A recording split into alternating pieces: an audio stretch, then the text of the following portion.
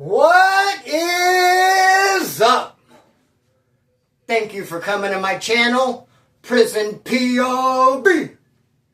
Shout out to the members of the channel. Shout out to the Point of View crew. And this is going to be a fun video. They're all fun, but this is going to be they're all great, but this is going to be a great fun video. They're all great fun. Homeboy. Dude, I think we live in a great age with the information highway and being able to Google things. Oh, sure.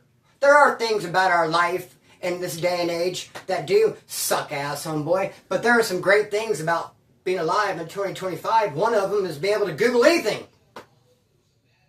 I think that's cool. Because when I was a kid, bro, there was a book. My favorite book I read as a young man was about this kid who went under a house and got bit by a rattlesnake. Love that book, dude. I read it like in the 7th, 8th grade. I read it multiple times. I've often thought about it over the years. I can't remember the title, but I just remember reading it and loving it. And the title is just lost, bro. I'll never be able to think of it. And I asked around, hey, you ever heard of a book about a kid went under a house bit by a rattlesnake? Everyone's like, oh. But dude, I Googled it. Shoo! And success. It's called The TV Kid. And it sure is. I remember now. It is in fact called The TV Kid. And bro, I'm just blown away and just so happy that I found the title of that book, bro. Man, it doesn't take much to make me happy, homeboy, I'm telling you. And now, no more dabs, dude. Hi, Chuckers. No more dabs. No more dabs. Who gets the reference? What I'm talking about. Hey, no more dabs, dude, for me. No, thank you. Because there's a marijuana collective by my house. You know me, I like to puff on a little Mary Jane from time to time. Well, I go to this marijuana collective, and you get a free dab with every purchase. Right there off to the side, you know, the bong, electric bong, bro. The dabs you put in there. I have noticed in real time the dabs messing me up, bro, my memory. Dude, I am noticing that I'm killing brain cells with the dabs in real time. I'm actually noticing. It's not like someone's having to tell me, like, bro, do you know you're, like, dumbing down? Like, no, really? No, you don't have to tell me because I'm noticing I'm dumbing down. I'm having difficulties remembering these videos, dude. There was a time not too long ago, I write out the notes, write out the story, put the notes down, read it one time, and then come on here and spit. But now it's like I write the notes and read them, and it's like I can't pound them into my brain.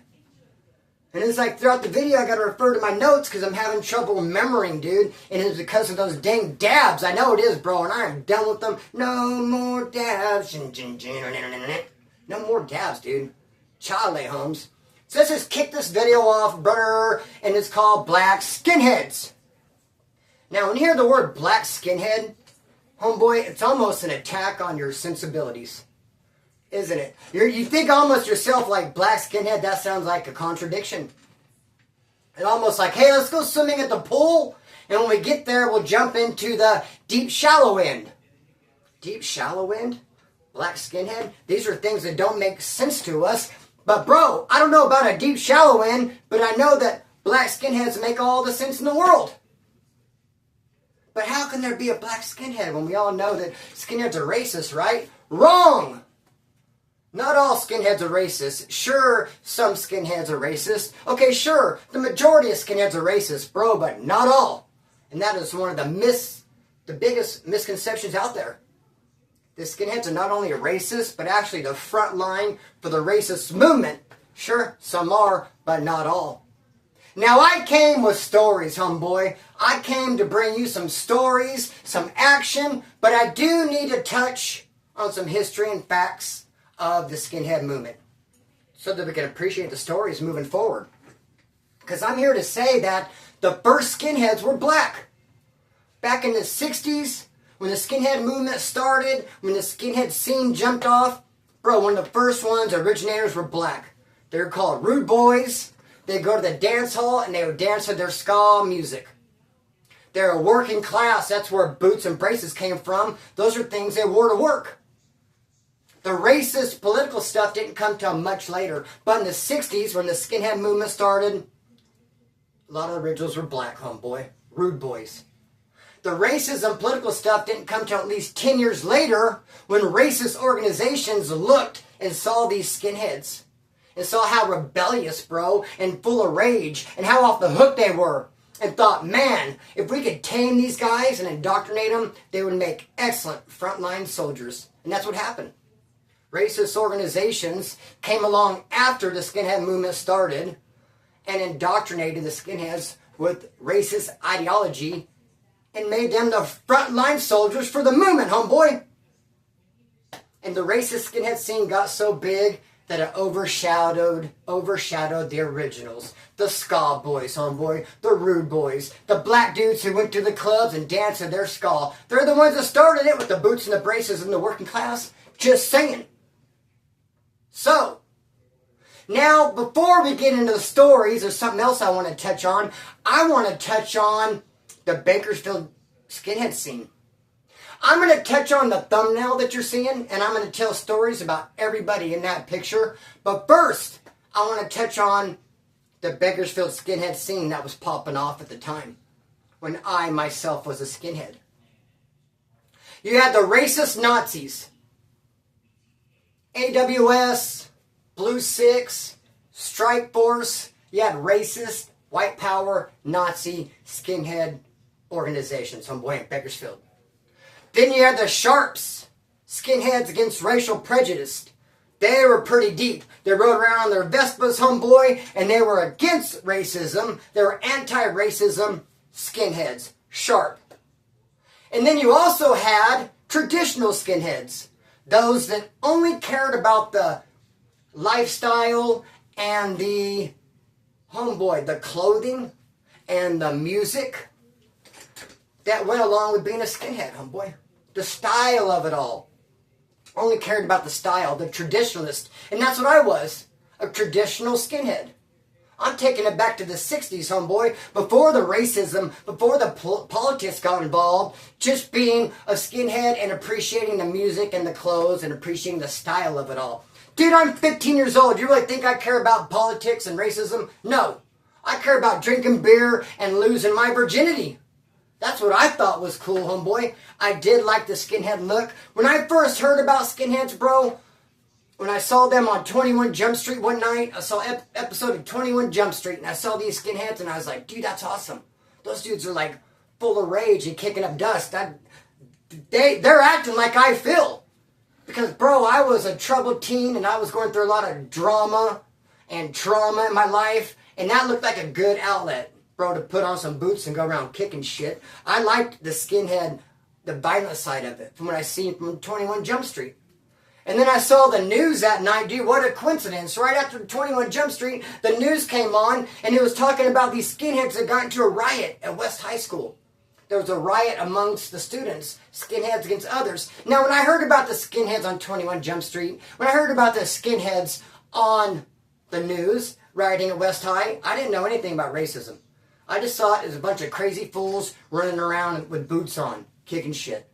And they're like full of anger, bro. That's what I liked about it, homeboy. Then I got into it and started finding out, okay, there's Nazi and white powers, there's sharp anti-racist, and there's traditional independent. And that's what I wanted to be, a traditional skinhead, homeboy. So I could wear boots, listen to Oi. But dude, I did not care about the politics. I wanted to drink beer and get trim. And also, it has been brought up in other of my videos. I pose this question. If someone wants to be a skinhead, can they just put on a pair of boots and just hit the road and, you know, and go out into the city and announce themselves, hey, I'm a skinhead. Can't you tell by my boots and my shaved head and my flight jacket? People say, no. Some people said you can't do it. You got to be, you know, it's by invitation only. And you have to actually prospect for somebody, someone has to bring you. But that's not how I did it. Bro, I saw 21 Jump Street and I saw the news, and the next day I put on some combat boots and said, I'm a skinhead, bro. That's how it was for me. And then I started meeting other skinheads and start learning that it's Doc Martens, not these ugly-ass combat boots, bro. And, dude, I start learning the style of it all, bro, and I accepted it, and I, bro, took it upon myself, and that's what I did. Now, let's talk about the people in the picture, homeboy. Let's talk about that black skinhead in the thumbnail. That picture, bro, there's Chad, Roger, me, and Wendy. And I'm going to talk about everybody in that picture, homeboy. Let's talk about Roger, that black skinhead. Everyone loved him, dude. By and large. He had an English accent. Talked like he came from England. Although pretty sure he'd never been there. Talked with an English accent. He knew a lot about the skinhead culture. Bro, and he was well liked. Everyone called him... Now, wait a minute now. I have to say it. How do I say it? His name was Neighbor Roger. Are you picking up and I'm putting down? Nicka Roger, bro, was his name. Neighbor Roger is what everyone called him. And he knew that. He wasn't offended. People like, hey, I'm going to Neighbor Roger's house. Hey, I'll meet you later at Neighbor Roger's. He was known as Neighbor Roger, bro, and neighbor is not the word. Okay? Chucky knows what the hell I'm talking about. You must. So, dude, Neighbor Roger, this black skinhead, spoke with an English accent, knew a lot about the skinhead culture. Dude, he did not like, you would think, okay, black skinhead, Neighbor Roger, he must be a sharp skin. He must be a skinhead against racial prejudice because he's a black skinhead. Dude, Roger hated the Sharps. Now, the leader of the Sharps back then was a dude named Jake. He watches the channel. What's up, Jake? Do you agree with me or not, Jake? Roger did not like the Sharps, bro, at all.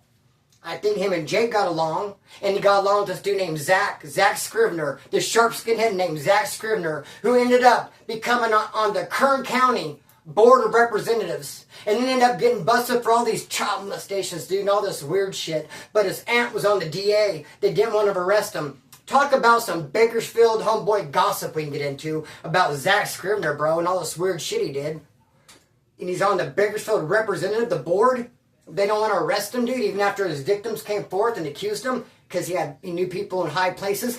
But hey, back in the day, Zach Scrivener, before he sat on the Board of Representatives, was a sharp skin. And him and Roger was cool. And Roger, dude, he knew some of the Nazis and shit, bro. And he was cool with some of them. I don't know. But he was really cool with this suicidal named Ripper. Ripper was this suicidal homeboy, and he was like the head suicidal in Bakersfield.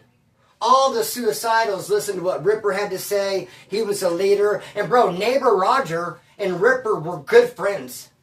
Good friends. And Ripper was really good friends with all the white power Nazi skinheads. Ray, Adam, Eddie, all those dudes from AWS. Ripper, the suicidal, was cool with all those Nazi skins. And Ripper, that suicidal, was cool with this black skinhead, dude. They must have had a falling out, bro. I don't know what happened. Because one night, Ripper, this suicidal named Jimbo, this skinhead named Eddie, a skinhead named Adam, and a skinhead named Matt, 5 dudes rushed into Neighbor Roger's house with bats, his apartment. 2 suicidals and 3 skinheads went to Neighbor Roger's apartment, homeboy, where Roger was in there with 2 skinhead chicks. His old lady, we'll call her Robin, can't remember her name, and this skinhead girl named Jennifer. So these 5 dudes went in there, kicked the door in, and went in there and started beating with bats, homeboy. Beating up Roger and beating up both those skinhead chicks, Robin and Jennifer. Now when those 5 dudes leave, Ripper, Jimbo, Eddie, Adam, and Matt, when they leave, when they go running out of the apartment, there happens to be a BPD driving by real slow, bro. And they all like run into the cops, homeboy, with bats in their hands. And the cops stop and they, draw on them and get down. And what do you do with the bats? And they all get arrested, bro. And some of them go to YA, some of them go to prison, some of them don't get busted at all. But the thing is, that chick Jennifer, the skinhead Jennifer, the girl who is in Roger's house, has a boyfriend named Steve. And Steve-O, dude, is a bad motherfucker, dog. He was a friend of mine. I liked him, but he was a little bit too much for me, bro. He would get drunk and just want to fight. Wouldn't matter if you're his homeboy or not. If he was drunk and wanted to fight, like you're going to knuckle up with him, dog. And he's like going to swing for the hills. He ain't taking none off of it. Too much for me. But Steve-O wasn't cool at all with those 5 guys going into Roger's house and beating up on his old lady. In fact, a little investigation was done. Those 5 dudes, who were they attacking? Which one of those 5 were on Roger? Which one of those 5 were on Robin? And which one of those 5 were on Jennifer? Because everyone in the house got beat up. And through the investigation, it was learned that, hey, you know what? Adam beat up Jennifer with a bat. So Steve-O heard about that, homeboy. He went and Adam, for whatever reason, he didn't get arrested. Or he got bailed out because he's on the streets. I bet he wished he was not on the streets because Steve-O went looking for him. He's like, oh, you want to beat my old lady with a bat? You want to go kick in some apartment door, bro, and find my old lady and assault her, homeboy? He went looking for Steve-O and found him and stuck him. filled and full of holes. Then got arrested, assault with a deadly weapon. Adam's in the hospital. And Stevo's talking to his old lady Jennifer in jail on the phone. And he's watching the news. And the news says they dropped all charges against Stevo. The courts are not going to pursue charges against Stevo for stabbing Adam. He heard that on the news when he was on the phone. He's like, yeah, I guess I'm getting out. And he did get out, homeboy. So yeah, what a trip, dude. What a trip that old neighbor Roger, you know. I don't know what happened between him and Ripper, dude. But that girl, Wendy, let's talk about Wendy, homeboy. One thing that skinheads do, the skinheads are really famous for doing, is getting motel rooms. Skinheads love to get motel rooms and get drunk and party, homeboy. So we had a motel room one night. Bunch of skinheads there, dude. Bunch of dudes, bunch of chicks. We're listening to oi music and we're drinking beer. I never saw drugs back then. 14, 15, 16, 17, as a skinhead, a runaway, a youngster, running amok, I never seen drugs. I don't know, people did it behind my back. I never saw them, dude. Maybe a little weed here and there, but tons of alcohol. So we're at this motel, we're all drinking, bro, getting hammered, then everyone ends up leaving. This person had to go this place, this person bounced there and there. People start bouncing and just leave me and Wendy behind. That's it. That's who's in the room. We talk, we hang out, we're friends, we're drinking, and then the next morning I end up getting up and leaving. I take off to this skinhead named Caveman, who just got out of YA. Excuse me, pardon me. I tell Caveman, I'm like, hey bro, last night, after everyone left in that motel room, I got some action from Wendy. I got a little trim, homeboy. Wendy kicked me down some with that poot-tang, brother. I got mines, but I didn't though. But I'm 15, dude. I'm a virgin. I ain't never had no trim. But, I felt like bragging. I felt like I can get away with telling K-Man. I guess I thought it would impress him.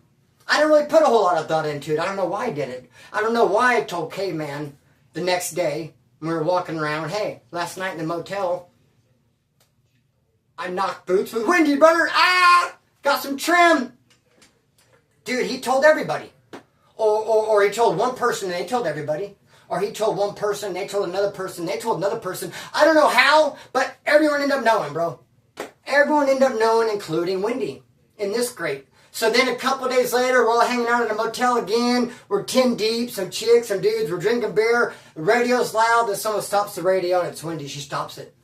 And she's like, Chris, I just got to ask you in front of everybody. I just want to know, why did you tell people that you and I, knocked boots on, way that you got some trim, that I gave you some poot-tang? Why did you say that we did it? I'm trying to think of real classy words to use right now, like poot-tang.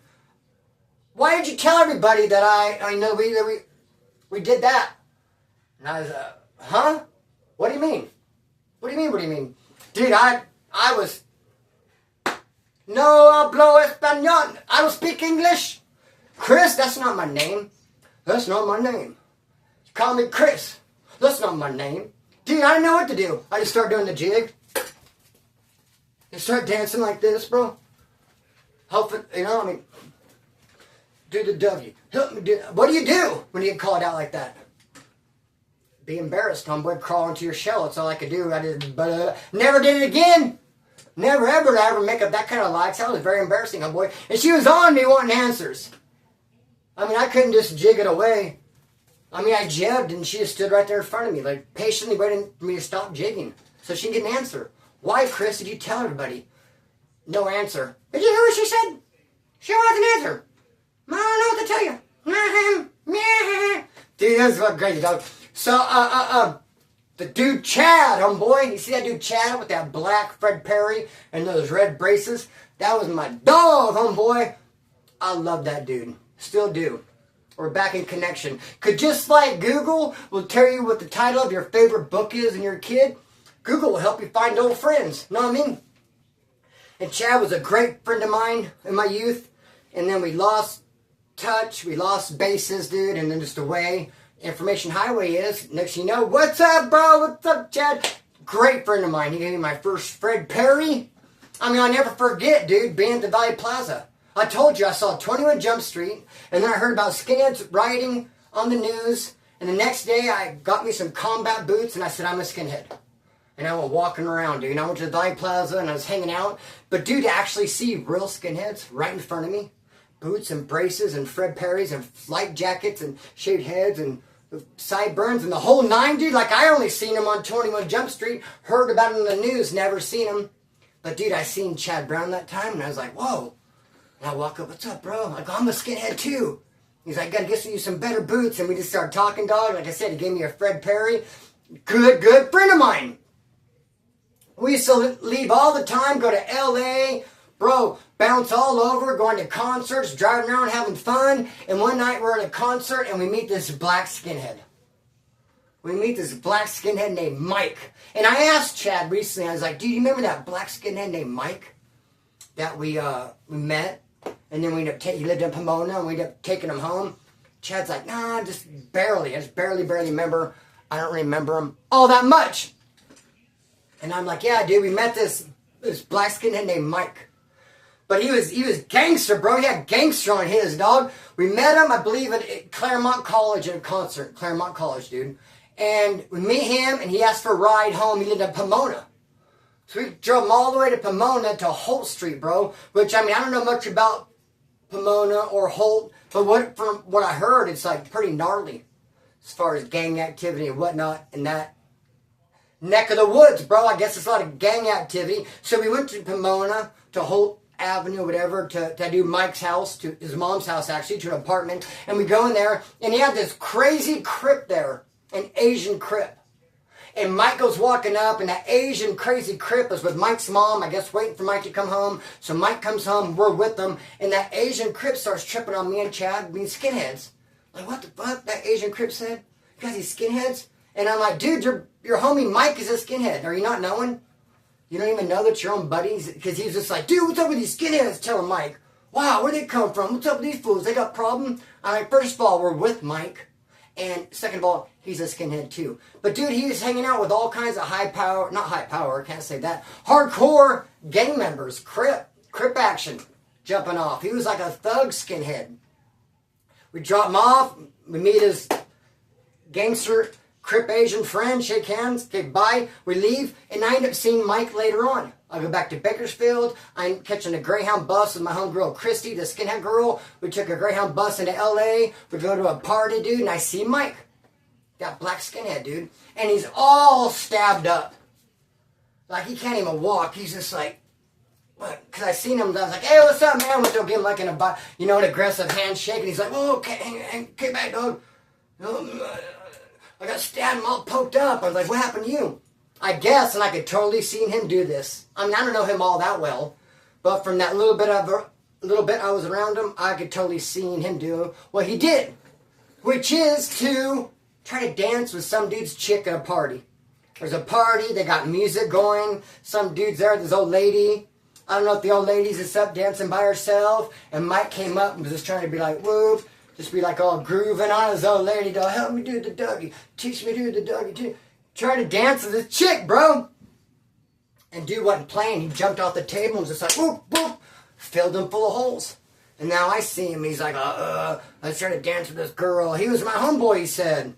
Not a very good homeboy of you to be dancing with this old lady. I mean, I got a lot of homeboys. Never once do I dance if I dance with old ladies. I mean, that's just kind of like a weird. Yeah, I don't know why he'd be stabbing me up full of holes. I mean, I'm his good friend. Even though I was like trying to slow dance with this chick. Anyway, he got all these holes stabbed in him, dog, and I was like, sucks to be you.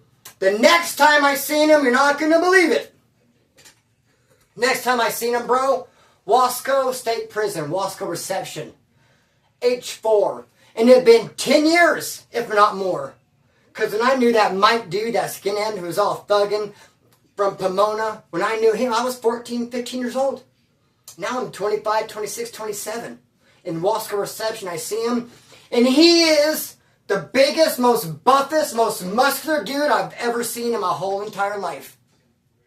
Never have I seen a dude that big and that muscular, bro. In person, definitely been on steroids for like several years. No doubt. I mean, just so big, like you can't even move. Dude, I remember when I was in Kern Youth Facility, KYF. We had a correctional officer there who was real buff, dude. And it was so funny watching him play basketball because you can't extend his arm to shoot. I mean, how can you can't shoot when you're all buff. You're like, Dude, we would laugh watching this big-ass buff correctional officer trying to run up and down the court and shoot hoop. He was too buff, dude. He probably needs help wiping his ass. I wouldn't doubt it. Hey, homeboy, I see this dude, Mike, buff as hell at Wasco, and he's like, hey, what's up? We recognize each other immediately.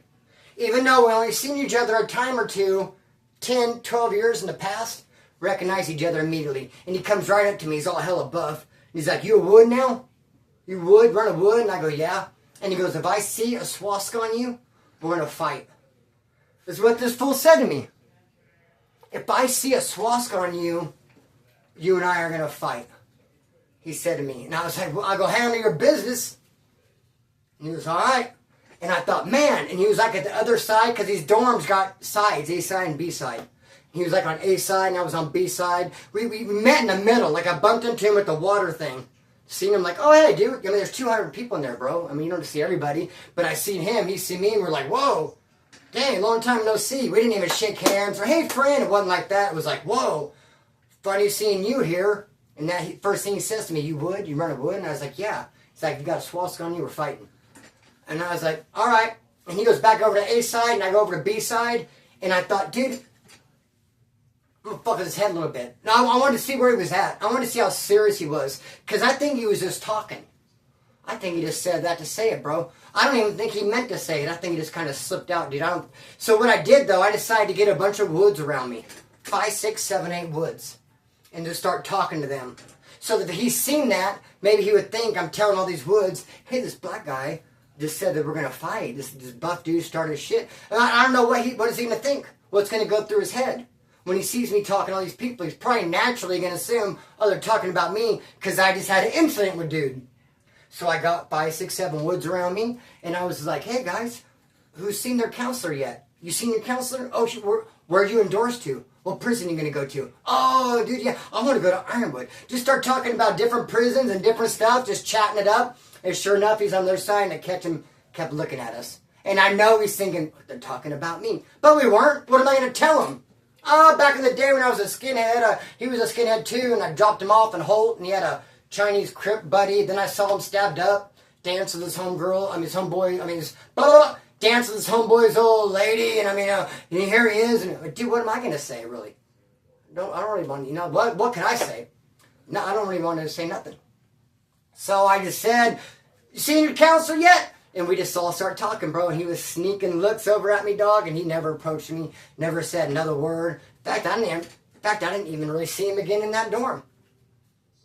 Didn't go looking for him either. He probably went to another prison. I just got there. He'd probably been there a while. He probably went to another prison, dog. I didn't see him and shit. So, good riddance. Is that how it's pronounced? Good riddance.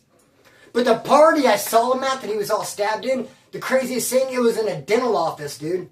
It was so weird, like they broke in to this dental office and threw a party. And there were chairs, and it was really hard to explain. It was like an active dental office, dude. I'm sure they showed up the next day to treat patients and saw beer bottles sitting everywhere. I don't know, bro. I was 15. I can't really remember. I just remember being in dental office. Anyways, I'm going to cut the string and let it fly. Those dabs are really messing with my brain, dude. No more dabs. I need to be able to remember stuff, bro. It's no fun forgetting. Shit, isn't it? Well, I look like forgetting everything. And on here trying to tell a story and referring to the notes. Oh, here's what I meant to say. So, Chucky says he loves you. Little Minner's right there. She sends her love. And, dude, daily uploads. We're on the daily upload tip. I think I might. Let me know in the comments if you want me to do a video tonight. I'll do another video tonight called How I Blew $100,000. If you want to see that video, if you want to hear how I blew $100,000, bro, and that's not a flex, it's an insult. I'm a dumbass. How do you freaking blow and waste $100,000? If you want to hear that, I'll do a whole nother video tonight because I want to start experimenting with 2 videos in a day. You know what I mean? Hey, I'm going to cut string, let it fly. Peace.